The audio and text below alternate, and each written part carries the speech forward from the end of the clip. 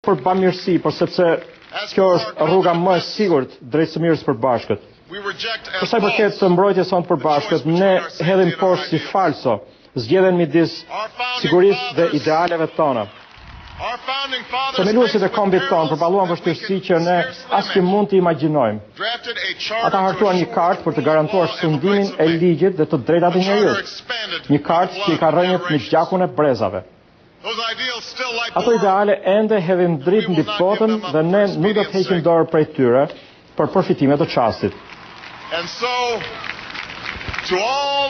Prandaj për gjithë njerëzit dhe qeveritë që po na ndjekin sot nga kryeqytetet më të mëdha e deri tek fshati i vogël, ku lindi babai im, ta dinë se Amerika është mike e çdo vendi dhe çdo burri, gruaje dhe fëmijë që përpiqen për një të ardhme në paqe dhe me dinjitet, dhe ne jemi gati për të udhëhequr edhe një herë.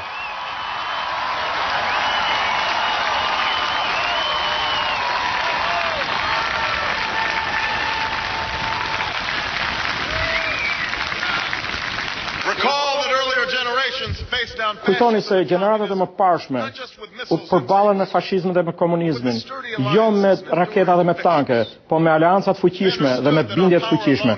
Ata kuptuan se vetëm fuqia jonë e vetme nuk mund të na mbrojë dot, as mund të na jap ne ato që dëshirojmë.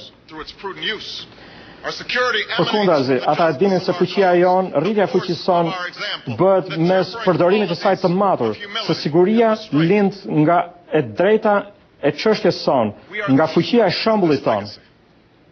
Ne jemi vazhduesit e kësaj trashëgimie. Të udhëhequr nga këto parime edhe një herë, ne mund të përballojmë këto kërcënime të reja dhe të kërkojmë edhe përpjekje edhe më të mëdha, edhe një bashkëpunim edhe më të madh dhe një kuptim më të madh mes vendeve.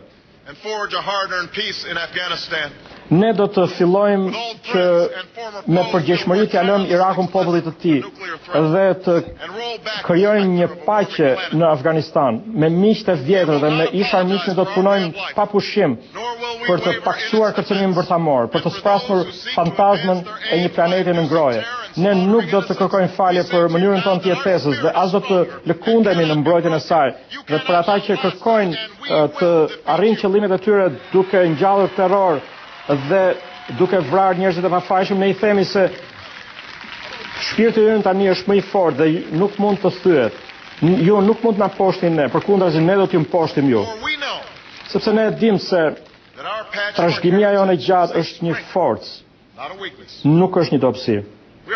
Ne jemi një vend i të krishterëve dhe muslimanëve, i hebrejve dhe hinduve dhe i atyre që nuk besojnë. Ne jemi formuar nga çdo gjuhë dhe çdo kulturë.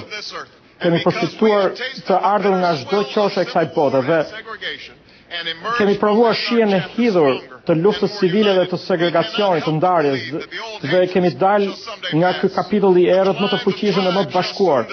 Ne nuk mund të mos besojmë se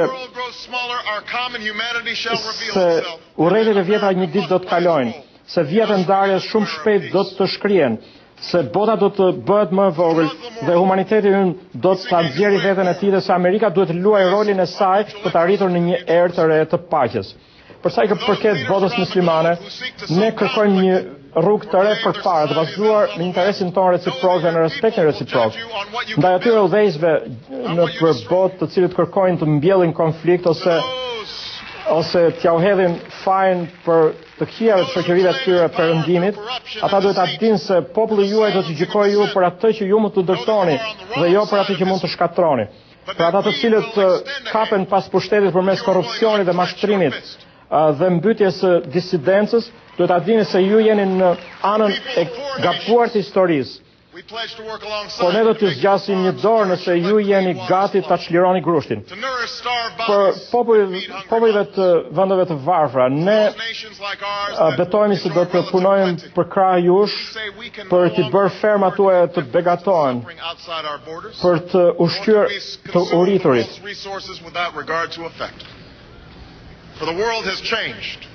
Sepse bota ka ndryshuar dhe ne duhet të ndryshojmë bashkë me të.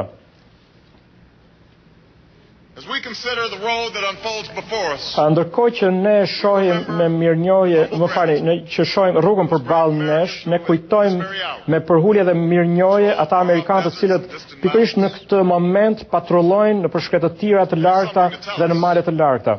Ata kanë diçka për të na treguar, ashtu si edhe heronjtë të rënd të cilët ndodhen në varrezat e Arlingtonit dhe që përshpërisin përmes epokave. Ne i nderojmë ata jo vetëm për shkak se ata janë rojet e lirisë sonë, por sepse ata mishërojnë shpirtin e shërbimit. E megjithatë në këtë moment, një moment i cili do të përkufizojë një gjenerat të tërë, është pikërisht ky shpirt që ne duhet të na përfshijë të gjithëve. Sepse sado që qeveritë të bëjnë dhe duhet të bëjnë, është në fundit besimi dhe vendosmëria e popullit amerikan, mbi të cilën ngrihet mbështetet ky vend. Është mirësia për të strehuar një të huaj kur giga çahet. Është përkushtimi i punëtorëve të cilët më mirë ti shkurtojnë orët e punës vetvete se sa të lënë një mikun e tyre të humbi vendin e punës, të cilat na kanë udhëhequr ne në orët më të errta. Është guximi i zjarrfshikësve për të futur në një shkallë plot zjarr dhe me tym. Këto sfida nuk mund të jenë të reja. Instrumentet me të cilat ne i përballojmë ato mund të jenë të reja, por këto vlera mbi të cilat varet suksesi ynë, nga të cilat varet suksesi ynë, puna me përkushtim dhe ndershmëria, guximi, toleranca dhe kurioziteti, besnikëria dhe patriotizmi, këto gjëra janë të vjetra. Këto gjëra janë të vërteta. Ato kanë qenë forca e heshtur e progresit përmes historisë sonë. Pra ajo që kërkohet është kthimi në këto vlera, në këto të vërteta. Ajo që kërkohet nga ne është një epokë e re e përgjegjshmërisë.